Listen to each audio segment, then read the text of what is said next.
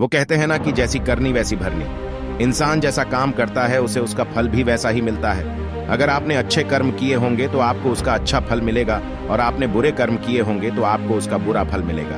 अगर किसी के साथ कुछ बुरा होता है तो लोग कहते हैं कि इसने पिछले जन्म में जरूर कुछ बुरा किया होगा, इसलिए ही उसके साथ ऐसा बुरा हुआ। और अगर किसी के साथ कुछ अच्छा होता है तो लोग कहते हैं कि इसने पिछले जन्म ने जरूर कुछ अच्छा काम किया होगा, इसलिए ही इसके साथ आज ये अच्छा हुआ। एक बार एक व्यक्ति को रास्ते में यमराज मिल जाते हैं। वो व्यक्ति उन्हें पहचान नहीं पाया। यमराज ने उस व्यक्ति से पीने के लिए पानी मांगा। उस व्यक्ति ने बिना कुछ सोचे और बिना एक भी क्षण गंवाए यमराज को पानी पिला दिया।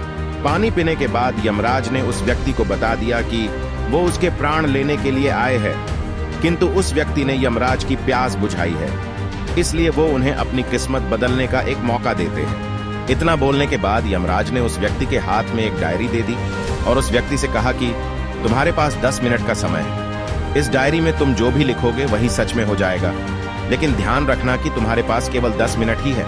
उस व्यक्ति ने डायरी खोलकर देखा कि पहले ही पेज पर लिखा था कि उसके दोस्त को लॉटरी निकलने वाली है और वो करोड़पति बनने वाला है। वो व्यक्ति ने वहां लिख दिया कि उसके दोस्त को लॉटरी न निकले।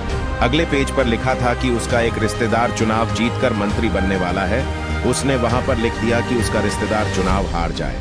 इसी तरह वो पेज पलटता रहा और अंत में उसे अपना पेज दिखाई दिया। जैसे ही उसने कुछ लिखने के लिए अपना पेन उठाया कि यमराज ने उस व्यक्ति के हाथ में से डायरी वापस ले ली और कहा, वत्स, तुम्हारे 10 मिनट अब खत्म हो गए हैं, अब कुछ भी नहीं हो सकता है। यमराज ने कहा कि तुमने अपना पूरा समय दूसरों का बुरा करने में व्यतीत कर दिया और अपने आप को ही खतरे में डाल दिया।